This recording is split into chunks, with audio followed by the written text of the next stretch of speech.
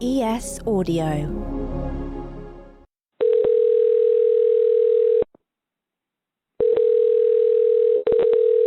Oh, hello everyone. Lawrence, I'm ringing you now. Where are you? Well, I'm on my way back to the studio in London, but I'm on a train.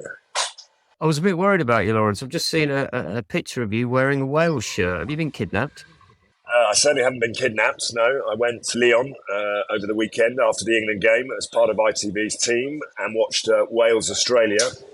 You may have seen me in a red shirt. I'm pretty sure it might have been a British and Irish Lions rugby shirt, but Not sure it was. I think it might have been a little sneaky Wales shirt. And I saw you having a pint with Warren Gatland after the game. I imagine he was in very, very good spirits. yeah, no, it was an amazing performance. And obviously, I haven't sworn my allegiance to Wales just yet, but I do have a lot of friends that coach Wales. So Alex King was obviously the attack coach last night. They scored a brilliant first try, Gareth Davis' first try off of first phase, and obviously Warren Gatland, and certainly won the battle against Eddie Jones hands down last night. And they were in fine form, and the whole squad were out having a few beers, as you'd expect from any team coached by Gatland after a big win. Yeah, superb. Well, Nick has managed to turn up on time and get himself sorted. He's not had flight cancellations and delays, but I think we'll let you navigate the French railway system, Lowell, and get yourself home, and we'll catch up later in the week and talk a bit more about the Rugby World Cup when you get back. Yeah, look forward to it, guys. Nick, I'm sure you can give us all the update on England, and bon voyage, everyone. The Evening Standard Rugby Podcast with Lawrence Dallaglio. So for those of you that are still listening, this is the Evening Standard Rugby Podcast, and I'm glad that I am joined by Evening Standard Rugby correspondent Nick Purewal, who was at the England-Chile match on Saturday. Nick, you must be still delighted to have seen some running rugby at last from the England team. Absolutely. 11 tries, a fantastic performance, and finally finding their groove. And okay, the quality of opposition wasn't as high, anywhere near as high as it will be moving forward, but you can only beat what's in front of you. And they did that very well. It was a cogent performance. There was some fluent attack. Henry Arundell, 5 tries, phenomenal. And Marcus Smith was a revelation at fullback. And the thing that really stood out for me was his pace off the mark was outrageous, and it says a lot about the work that England have done over the summer with their sprint coach Jonas Dudu, who is a phenomenal specialist in that regard. And speaking to people in and around the squad in the last few days, the word is basically that over 20 metres, Marcus Smith is the fastest player in the England squad, even faster than Henry Arundell. That new training coach is not Tom Hanks, is it? Because apparently now Marcus Smith thinks that he is now Forrest Gump, which is a bit worrying if he does get hold of the ball and he keeps running and he doesn't stop. But do you now think that Smith and Arundell have both got to play in the next game against Samoa, and in all probability in the quarterfinal against Fiji, as it's now looking likely? No. Short, sweet answer. No, well, look, I think there's a way to crowbar Marcus Smith into the team at fullback, and that's to put Freddie Stewart on the wing. And I think you'd have to recalibrate the back three, but it's very doable, and it would give England a totally different dimension. But you would sacrifice something in attack on the edge, potentially, because Stewart doesn't have the pace of out-and-out gas of a traditional winger. But he's so very good under the high ball, so very solid, so very dependable, reads the game so well. And what we didn't see on the weekend was Marcus Smith really having to suffer any threats of a team attacking with repeated phase play. And Freddie Stewart's so good at reading the game. And, Marcus Smith is phenomenal attacking talent, and I'd love to see him take that role. I think it's unlikely that they'll do that. And I think also with Henry, you have to remember he's only 20, and he's still sort of kind of considered a work in progress in terms of the wider facets of his game. His finishing ability is phenomenal, and when he gets on the ball. And actually, Max Malins was saying the other day that when Henry Arundell runs, if you close your eyes and listen, he sounds different from all the other players. And a lot of that is to do with just footfall, because one of the things that Jonas Dudu has been really pushing with the players is actually to run fast. you don't want to pick your legs up. You want to punch your feet into the ground because it's the power off. And that's kind of counterintuitive. And Freddie Stewart was talking about that because he's done an awful lot of work as well. He's looking quicker than ever as well. I was going to say it's a bit different to the noises that you or I make when we run then, because that's probably just us being out of breath and exhausted. But I mean, how impressed were you by Arundell? I mean, particularly given everything that he went through last season with London Irish. And I actually wanted to point out to Lowell, who's now obviously enjoying the beauties of SNCF on his way back to Paris. But he was actually born 10 months before England won the World Cup in 2003. So that makes me feel old. So I'm sure it makes him feel even older. But yeah, a great quote after the game as well. He said it was great scoring 5 tries, but we haven't won the World Cup. We still need to win the group. That's the priority. So clearly, old head on young shoulders.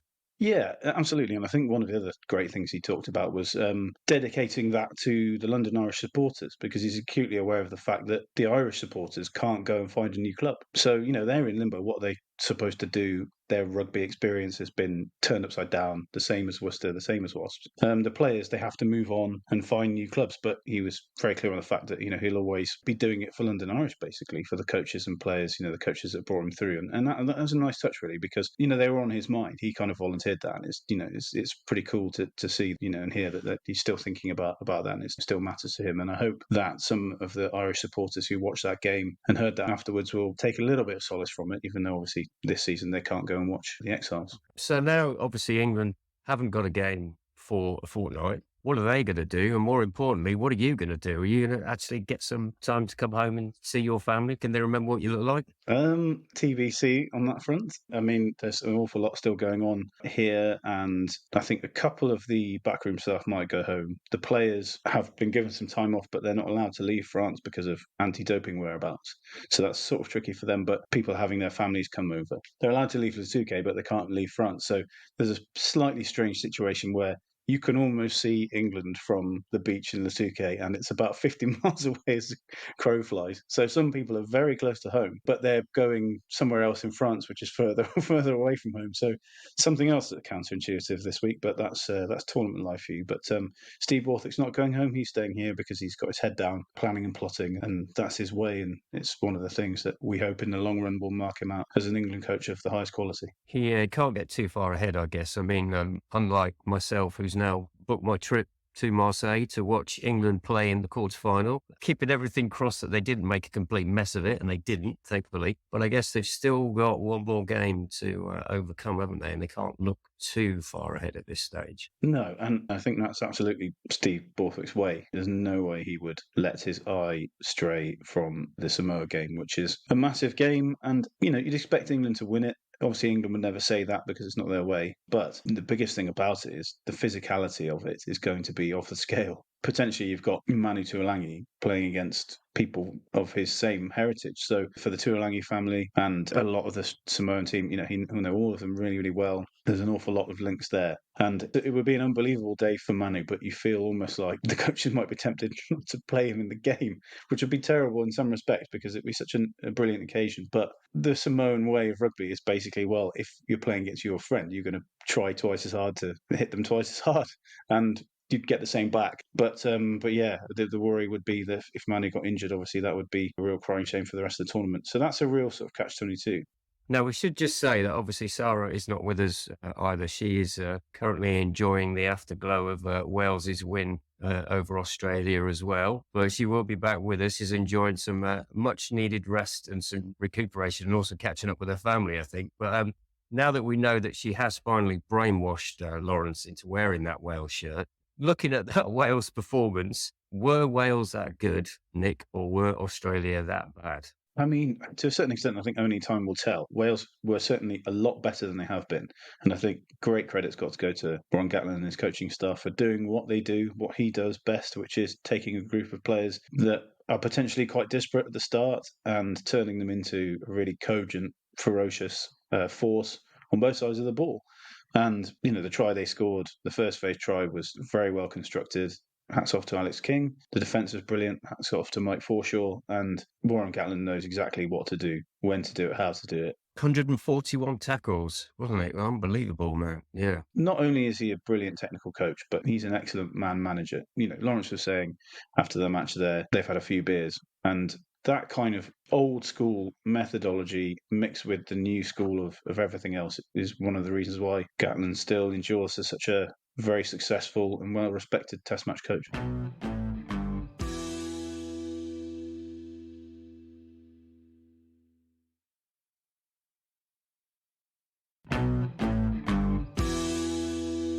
Obviously, we had Eddie Jones on, and we're most grateful to have coming on last week on the show.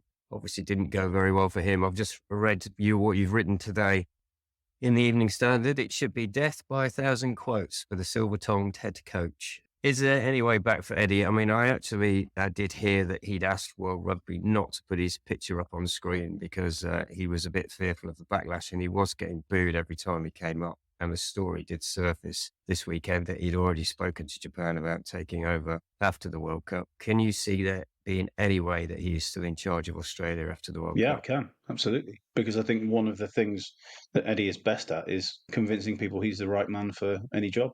And I think Eddie is somebody who's always going to be in work because there's always somebody who's going to think that he's the right guy. And the Japan thing, firstly, it wouldn't surprise me if that's true at all. Secondly, it wouldn't surprise me if the denials Eddie issued are also true because on a semantic level, he didn't completely deny everything. And but Eddie's a very intelligent man, so he knows exactly what he's doing. And beyond that, he's always had this kind of way of he's done sort of extra gigs on the side and he's always spoken to people and kept his options open. And to be honest, if you're going to employ Eddie Jones and you don't know what you're letting yourself in for, then it's your own fault. Now, Rugby Australia have employed Eddie Jones, and if they don't know what they employed, then that's on them.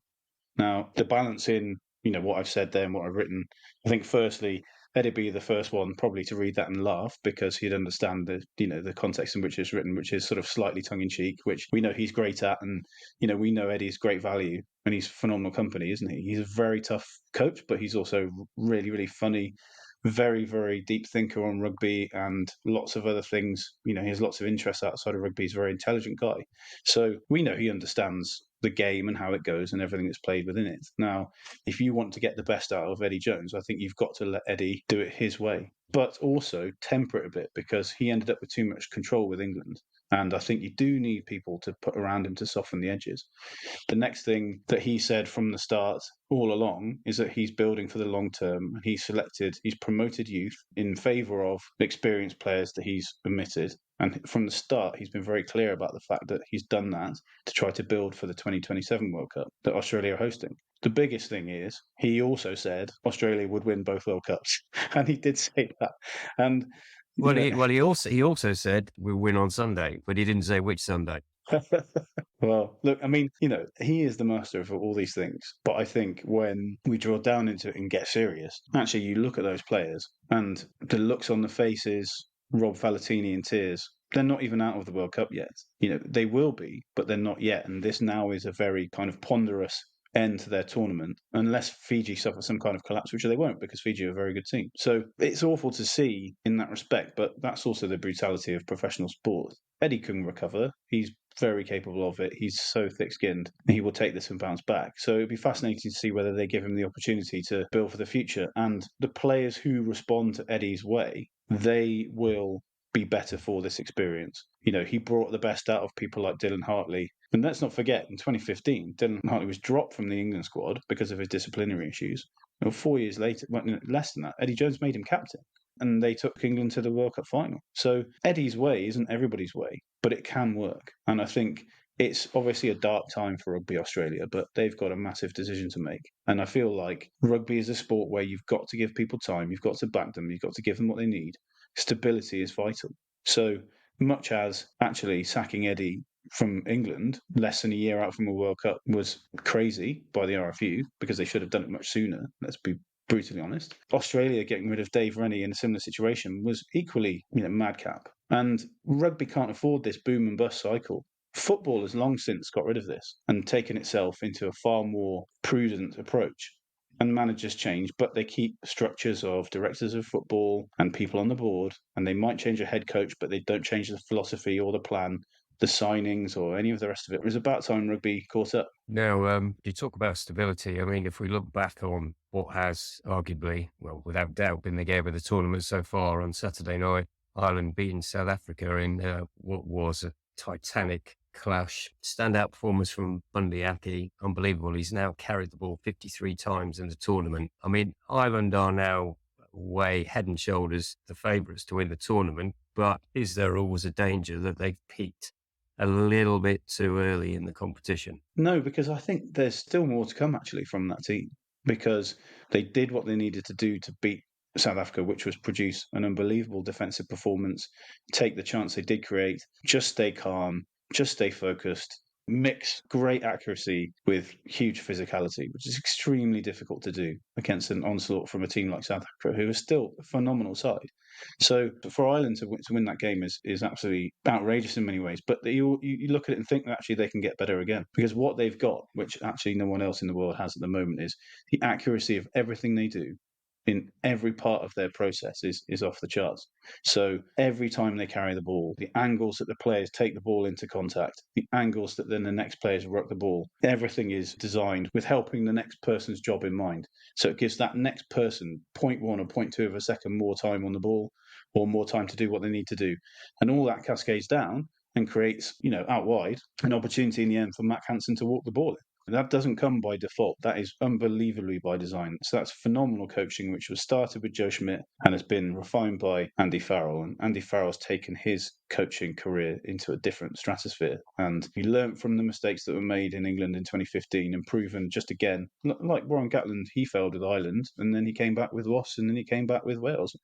Test coaching is a brutal business, but you can learn and you can change and you can adapt. And Andy Farrell is what he's produced with Ireland is absolutely phenomenal. But the players also have to be given great credit for what they've done. And someone like Bundee, especially, Saturday was his 50th cap. I mean, it's phenomenal. I know there are some people who haven't got the most time in the world for their residency rule, but we live in a global world. Nationality is absolutely not linear. And for someone like Bundee Aki to be able to do that, support his extended family, change his life, and commit to a country and put everything behind it, and then produce performances like that and still to be improving at 33, I think it's incredible. Yeah, no, global world for certain, because two of the barmen in the pub that I was in were South African, and I said to them both, simplistically maybe, South Africa will not win the World Cup. They cannot kick their goals. Now, that is true. Do you not think, without Pollard back in that team, I can't see how South Africa can progress beyond the quarterfinals? Yeah, I think it's tough, isn't it? And I think it's a tough time for Marnie Libok, because he's been so exciting to see with ball in hand. But yeah,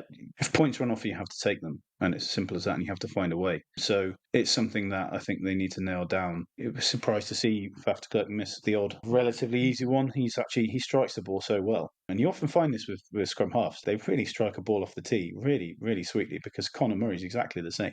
It's a Rolls Royce kicking action. But there's so much more to goal kicking than just the action, because it's repeating it under the greatest of pressures, and it's doing it almost letting go of the fact that you might miss, which sounds pretty crazy to say. But Johnny Wilkinson was talking about this on ITV in terms of how to approach a drop goal. And for Johnny, who obviously dropped England's most famous goal of all time and won the World Cup in 2003. He was somebody who battled a lot of demons, to be honest, in terms of to get himself to that point with the sort of mental torture he'd put himself through. But for him to be able to get to the point where he could let go and just produce, I mean, it's incredible. And obviously he did that then, and he did it again in more style at the end of his career with Toulon. And I think that was a real compelling insight into what it takes to nail those kicks under the greatest of pressure. And I mean, I don't know how some of these guys do it. No, we should obviously mention that Scotland also won. They beat Tonga 45-17. They've lost Jamie Ritchie, unfortunately, for 12 days after he was concussed. Now, they obviously will be looking ahead, though, to the game against Ireland, which is on October the 7th, which is probably the crunch game for them. I was just going to touch on, though, before we go, this week's games, no disrespect to the tournament organisers, but it's possibly the worst collection of fixtures that they could have to keep it going. Is there anything there other than obviously Fiji, Georgia, I guess, which is on Saturday? Is there any other games there that stand out for you? Well, I mean, Australia's game could be not so much for the match, but more the aftermath of it. And that could obviously be the end of their situation and end of their World Cup campaign. And it's always compelling to see what Eddie will say in any kind of situation. But if he's basically sat there kind of dealing with brickbats again, then that's something else, isn't it? I mean, on the booing front, I know that obviously supporters are entitled to do what they want to do and it becomes a bit pantomime, but I think it's important that people hopefully stay the right side of the line there. We've seen, obviously, Eddie before in Australia receive some abuse, and he received some in Scotland, didn't he? And I think whatever Eddie Jones is, he's a human being. So let's not forget this. He's doing the best he can, and no one in that Australia squad is trying to do something to make any mistakes or similar. So I'm sure he can take the booze and the spirits to which they're intended, but let's hope that's where that sort of thing begins and ends, because critiquing performances and things is absolutely fine, but it can't go any further than that. No, definitely, totally agree. Well, Nick, thank you so much for joining me. Glad you did, even though Lawrence obviously couldn't make it. I would now estimate he must have made it to Paris with a bit of luck, or unless his train was going somewhere else. Who knows with Lawrence? You never know, do you really? Let's hope he's on the right one. Yeah, it could be. Yeah, exactly. He could probably flag down the lift if he needs one, couldn't he? Someone will